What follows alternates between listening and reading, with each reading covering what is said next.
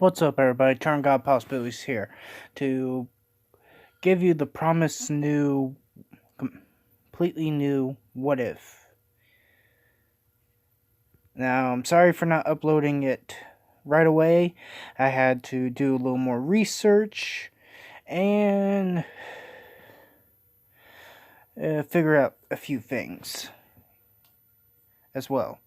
But I'm also surprised that I'm actually at 300 subs. I was somewhat taken aback that it will come up. It will get up there soon. This soon, right after the last video I uploaded. So yeah, as you can tell from the title, this is what if Rimuru reincarnated into fairy tale instead of the world he was supposed to be reincarnated into. Now, my explanation for why he's being reincarnated is because when his soul was passing through the dimensional boundaries from his original world and into the world he was supposed to go to, a dimensional phenomenon happened, sending him soul to fairy tale universe. So yeah, he's still gonna be a slime. With that, let's get to the video, starting now. We start our story off with Rimuru waking up in the same fashion and reacting to his surroundings just like he would have in the original, where he reincarnated into the original other world he was supposed to reincarnate into. Pretty much the same thing happens, except when same exact thing happens. He gets bored, eats some herbs, then he meets Great Sage, realizing he has Great Sage, and figure out that the plant he was eating was an herb used mainly for healing potions. But he also discovered another herb in that cave while eating, going around rampant, getting all the herbs he can get. An herb that's from fairy tale, that's used for, increasing one's magic power, which he was able to refine it and turn it into a magic boosting potion. The strengthen one's magic and increase their magic. Yeah. Which, before I continue, let me explain a few things. I forgot to mention that Rimuru is reincarnated in an underground cavern directly under... Actually, no, I won't tell you that part, but Rimuru has all the skills he would have been reincarnated with. He has all the skills: Great Sage, thermal fluctuation, pretty much he's immune to heat and cold, Predator, and whatever else he had. Well, all the skills and abilities he gains from his slime body. So, yeah. His body's pretty much exactly the same. It has the same properties as the world he was supposed to be reincarnated into, with an added few extra things that are from this world, from fairy tale world. As he goes, now let's get back to the story. He goes around pretty much eating all the herbs he can find. When he finds a strange glowing rock, he has Great Sage, and it's not the same magic metal from the world he was supposed to go to. Instead, it's crystallized ether nano. Great Sage explains what ether nano is. It's pure, concentrated magic in mineral form, which has a whole bunch of different elemental magics mixed into it. Which he also just eats that up using Predator. and then starts just going crazy and gobbling up everything. It goes pretty much the same as it did in the original world he's supposed to reincarnate into, with him flying off the edge of a cliff and falling straight into an underground lake. He falls down to the bottom, he sucks in some water and repels himself, but he loses control and slams right into a strange object, which, again, I'm going to have to stop and explain a few things. I did create a fairy tale version of Veldora. It's going to be sealed inside wherever Rimuru is. But we'll get to that. He slams into what he does. Well, slams the object with a dent in his head. Rimuru Great Sage then explains that he has pain nullification and pain nullification skill, and along with the species skill, self-regeneration, or whatever else, some sort of form of regeneration. Rimuru says neat. Well, technically right now he's not named Rimuru at the moment, but yeah. He thinks, also, he forgot to mention, he says the same exact thing, thinking that this is kind of like a game. But then he starts hearing a different voice in his head, and turns around and sees a black figure, which he can only see figures, not actual people. He can only see the outline of objects. Nothing else. He says the same thing. He has the same exact conversation to Veldora, leading up to when he calls him Baldy, and which then Veldora says, my apologies. I did not know that you are blind. Which then they lead up to Veldora Rimuru making a deal with Veldora, fairy tale version of Veldora, saying he would able to teach him magic sense so he can use it to see. He tries it and gets it right away, with telling Great Sage yes, he would like to activate magic sense. He does, and does the same thing he would have done in canon. With him looking in the underground, looking at his reflection in the underground lake, saying, yep, confirming that he is a slime. He turns around, freaks out just like he did, with Veldora making a gesture with his hand or claw, whatever, for Rimuru to come closer. He greets him, and they have the same interaction, though it goes a little different. When Rimuru speaks to Great Sage, when he says that he reincarnated into this world as a slime, which Veldora says, strange. I never heard of this. Because I don't know he says he has heard of other worlders, but no people from other worlds traveling to Earthland. Between Earthland, Edelus, and a third one, which I forget the name of it. But I have never heard of someone reincarnating into our world, especially since their soul would most likely couldn't survive. The likelihood of a person's soul surviving the dimensional boundaries, passing through dimensional boundaries. He comments saying he's quite lucky, which then he hears Great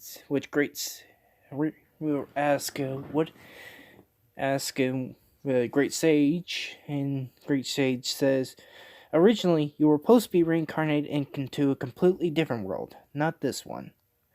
Rimuru and Veldora somewhat hear this, with Veldora able to project his, able to project his thoughts and read Rimuru's thoughts.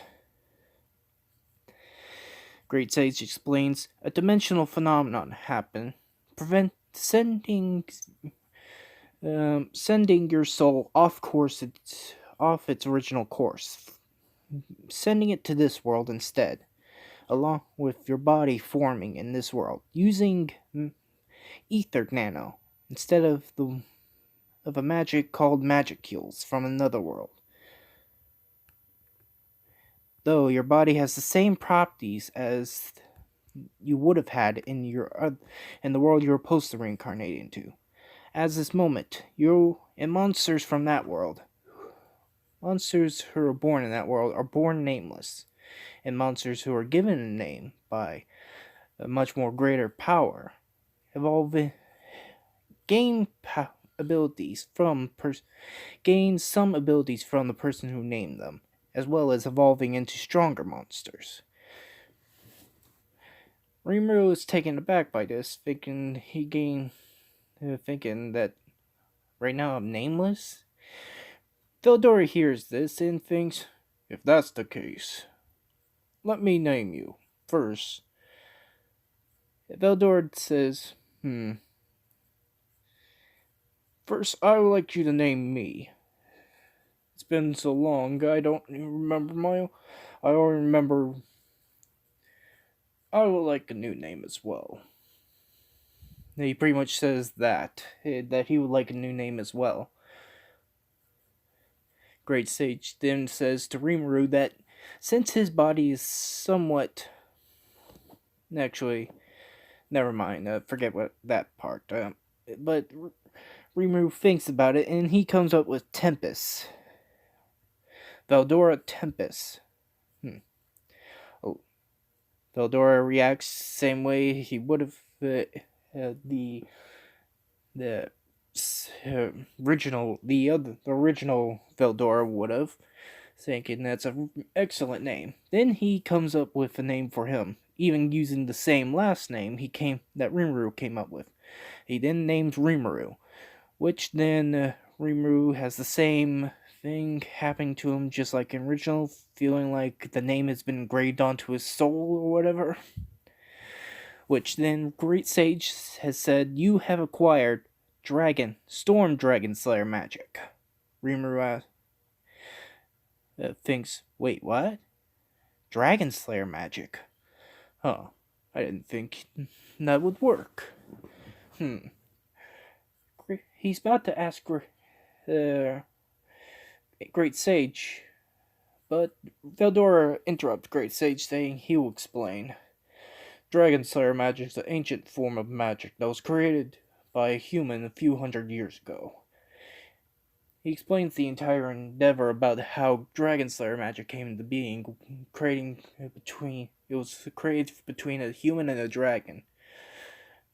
It was for the purpose of killing rogue dragons who have turned into wild beasts, who ravaged a country a few hundred years ago. It's considered lost magic, because no one uses it to this day, at least. Then, after the explanation of Dragon Slayer magic,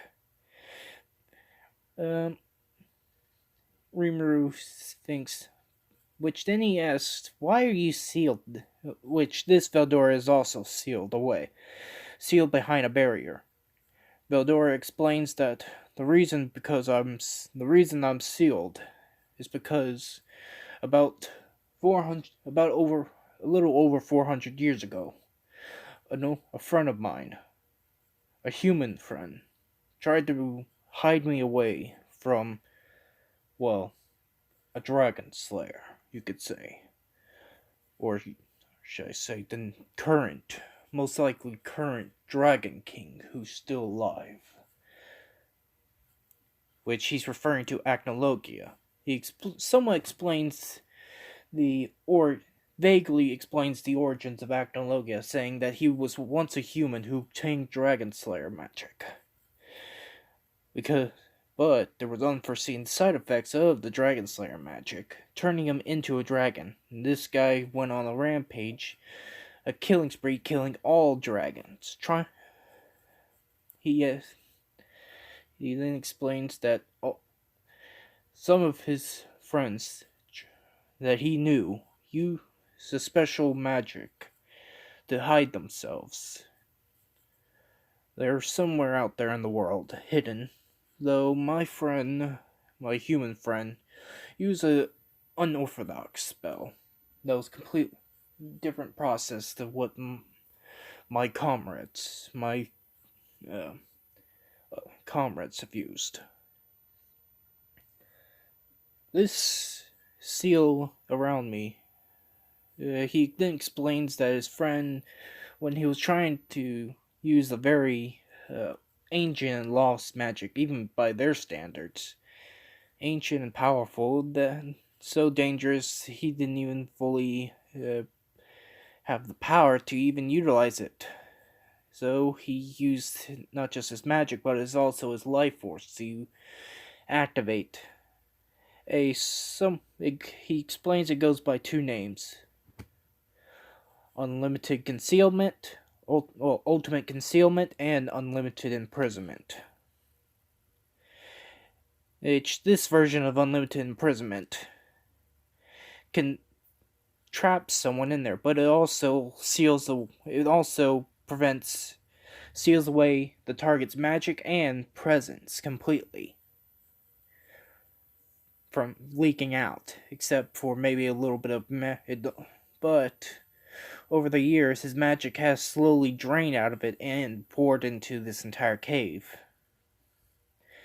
which Veldora explains. Which, after get done explaining, he does see Rimuru look. Well, actually, forget that right now. But Rimuru feels sorry for Veldora. Then he thinks, "Hey, I may have an idea." Veldora replies, "What do you mean?" One of my skill, he gives the same explanation and idea of how he would have done it, and the same idea of him getting in his stomach, and he goes around with Predator, well, Great Sage or whatever, analyzes the unlimited imprisonment spell or whatever, analyze it until, so yeah. Veldora somewhat thinks it's crazy, but also likes it. He would give it a try. But before he does explain on how few things he knows work around. About a few, he does ask Rimuru for something. Rimuru stops and asks, "What is it?" While I'm inside your stomach, I would like you to search for someone." Rimuru was taken aback and asked, "What do you mean? I thought you said your friend died." Which he turns and sees the bony corpse of his friend, who's still there.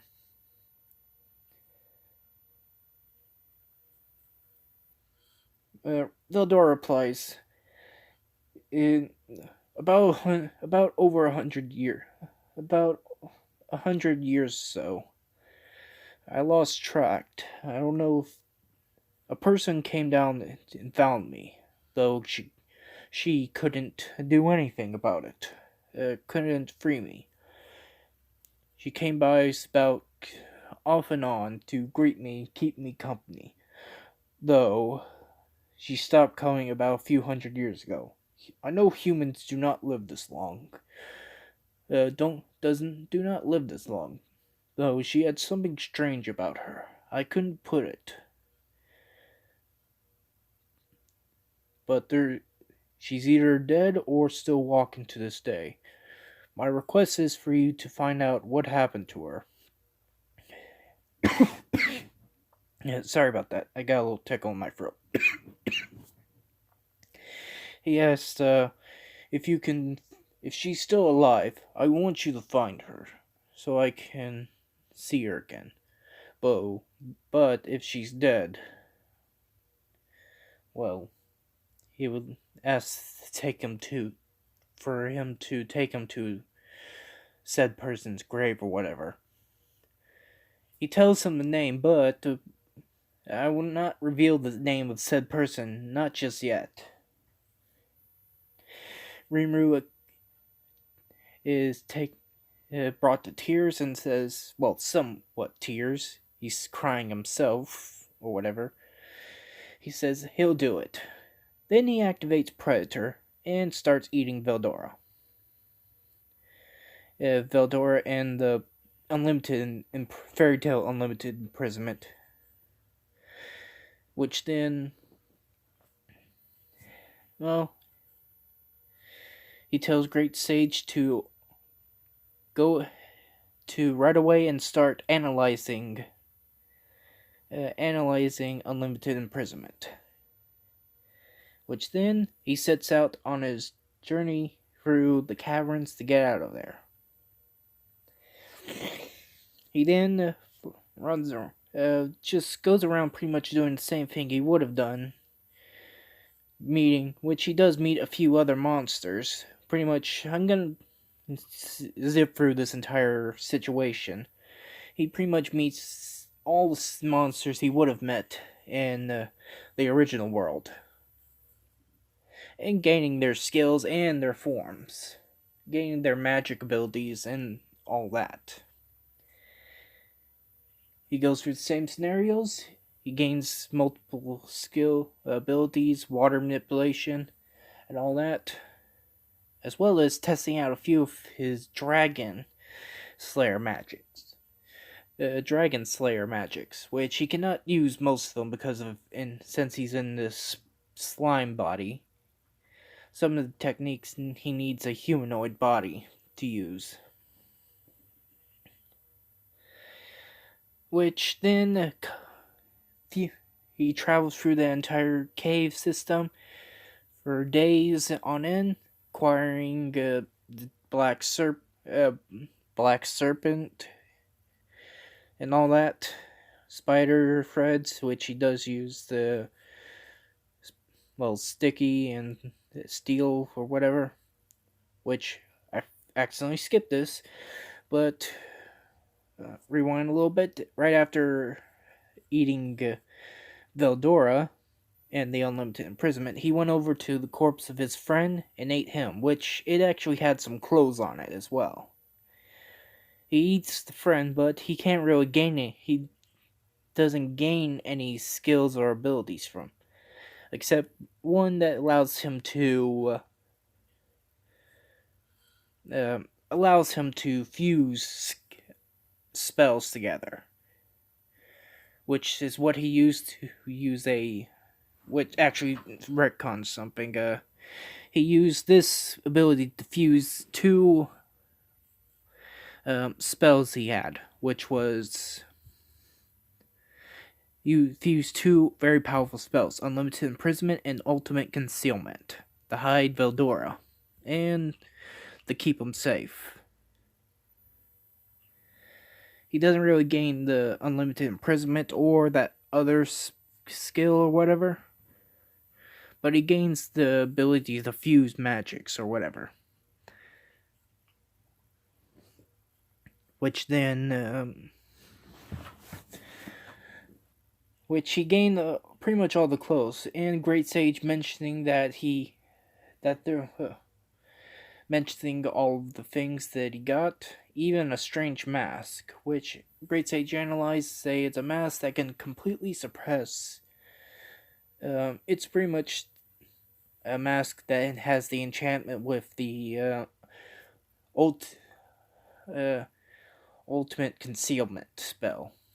So yeah, during the couple weeks trying to find his way out of the underground cavern, he runs into he finds himself a completely different cavern, one that's completely iced over. As he's traveling through it, he hears strange noises with banging noises and monkey-like noises. Hope you guys know where I'm going with this. He sees a giant. He turns his little slime head around an ice pillar and sees a guy with fire covering his entire hand, punching a bolt, knocking out, sending a cowman flying who was holding a giant axe. Then he hears, "Wait, when was there?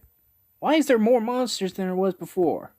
The blonde girl says, "You idiot! That was my celestial spirit."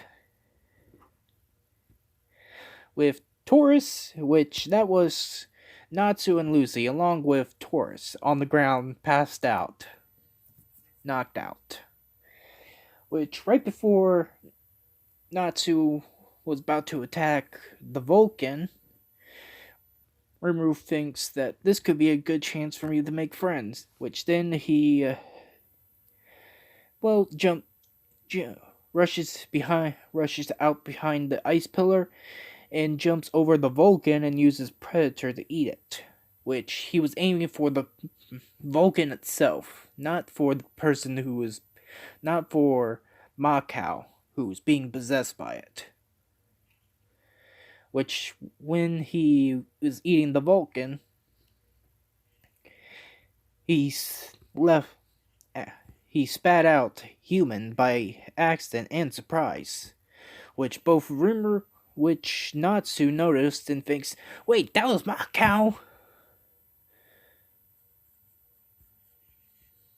Which, after he gets done eating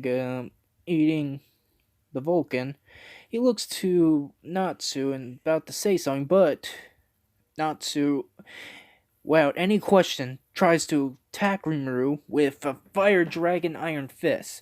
Rimuru freaks out and panics, accidentally using Predator on Natsu, eating him, with leaving Lucy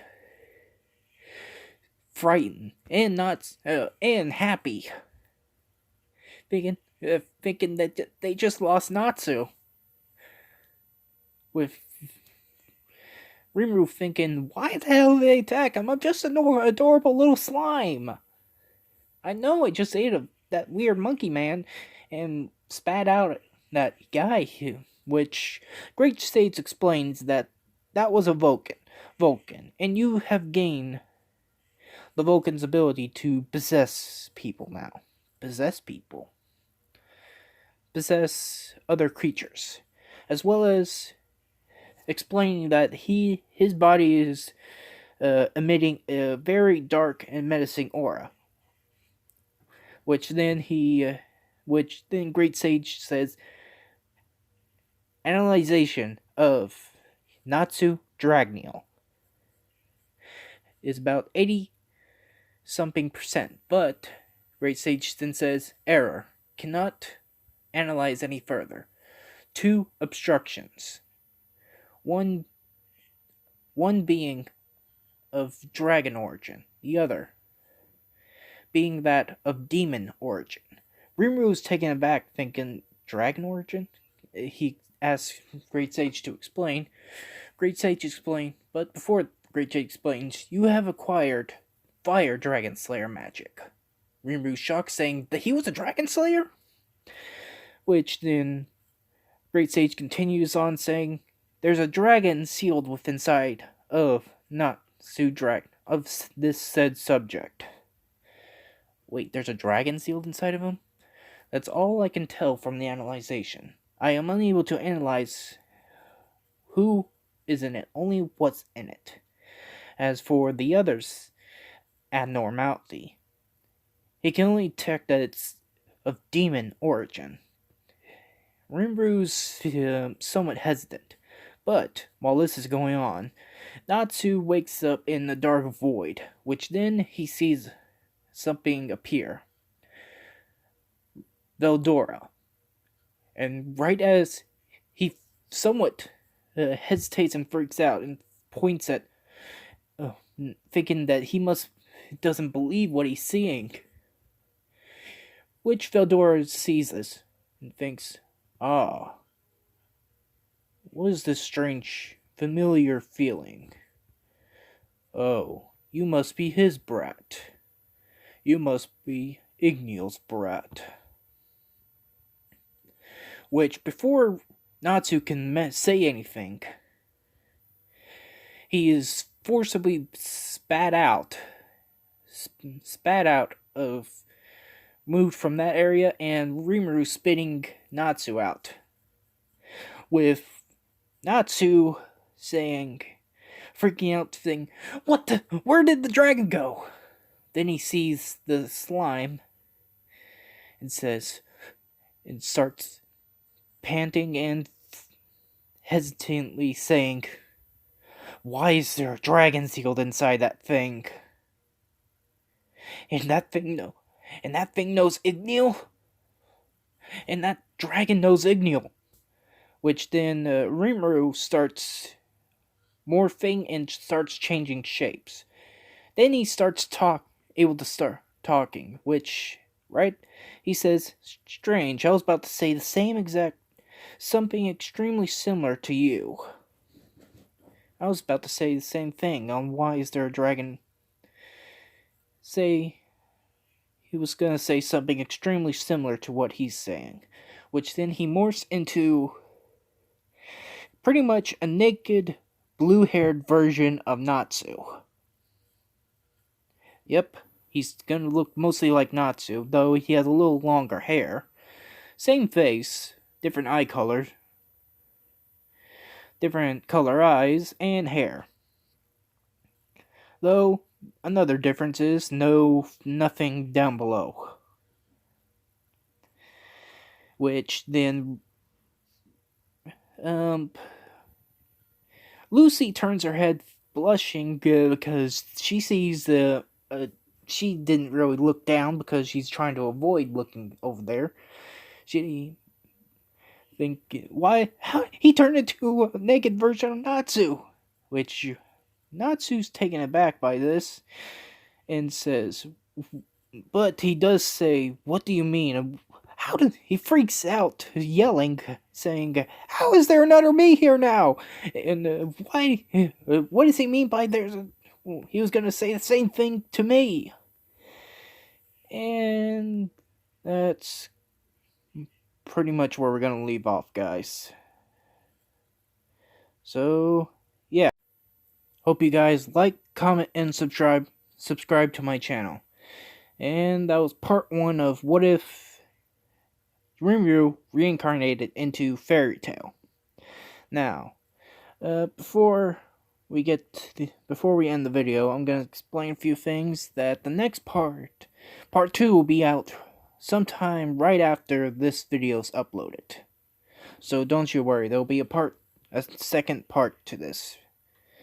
To every new What If I make, I'll upload 2 parts of it, which I hope to reach another 100 subs, which the next 100 will be 400. So yeah. Also, after this upload, I'll upload.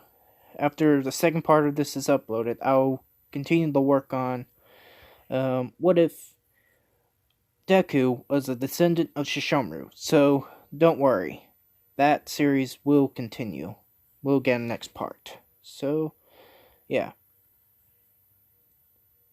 Hope you guys are ready for, well, I hope you guys are excited for this story. So yeah. See ya in, well, you know what I mean. See you later in the next few minutes or so, I guess. Bye.